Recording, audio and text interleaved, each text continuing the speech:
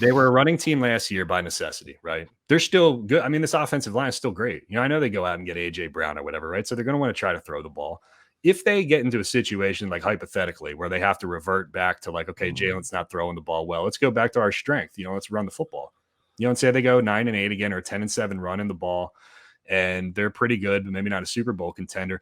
Do you think that Howie and Nick Sirianni and Jeffrey Lurie philosophically are okay with being a quote unquote running team? Right? No. Definitely not. I mean, just look at the data. Look historically. Like their last year was such an anomaly in terms of the pass attempts for this franchise, and I don't think they want to be that team. No, not at all. And I mean, we saw at the beginning of last year they were passing the ball more than any other team in the league, basically. Yeah. And then despite that, they still finished as the team with the heaviest run or the lowest passing play percentage. And I think that's really interesting. That is a big macro question this season. It's because things can improve. Obviously, they're going to be up from 32 where they were, but like you don't go from like 32 to 1. You know what I mean? Like that's a pretty. Like, I wonder how much they can really move up and how much that balance is going to be. Because I'm asking myself. Let me just do a quick follow up here, man. I'm sorry. So, because I'm talking myself into a situation, not talking myself into it, I'm considering a situation where they go like 10-7, but they're running the ball, and nobody is really convinced that, like Jalen Hurts, maybe if he even starts to look a little bit like a Lamar Jackson or something like that, and you could possibly go down that avenue, but philosophically they don't believe in that anyway. Are you going to piss people off by saying, "Hey, we did okay this year," but like we just don't fundamentally believe that that's what we want our football team to be?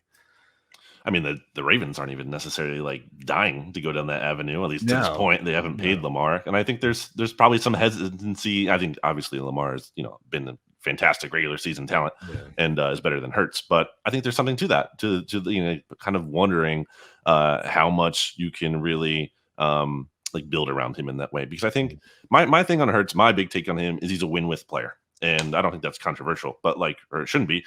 Like you can absolutely win games with you. I think he offers a very high floor, but the ceiling there, I don't know. I don't know about that ceiling. And I think people want to be like, oh, he's only 20 or he turned 24. He's very young. He's only going into his third season, whatever. And everyone wants to bring up Josh Allen.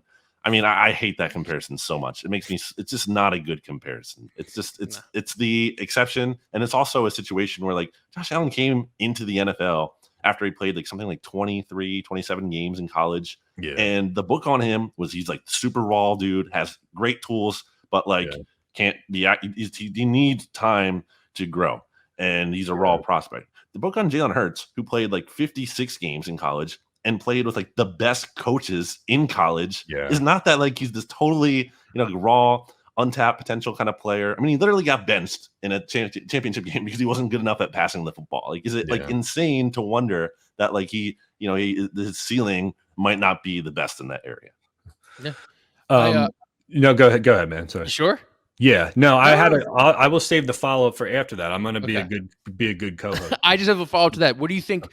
Where would they have to rank, you think, in passing to be a legit Super Bowl contender? Top 15, top 10, or could they do it at like 20, top 20? I think at least top 15. Yeah, definitely at least. I mean, my thing too, another macro thing here, since we're getting into all the macro stuff, is like they didn't beat a good team last year. Not only did they not beat a good team, they got destroyed by basically like any kind of good team. That they weren't even competitive in those games. And obviously the defense had a big part of that. They allowed the 5 passers over 80%, just like it's such a ridiculous stat. But my thing with Hurts too, bringing it back to him, is like, and I know people want to like be like, oh, quarterback wins are stupid, but point is like, can you, with Jalen Hurts as your starting quarterback, go into a game with against an opponent who was a high-level starting quarterback, and can you beat that team?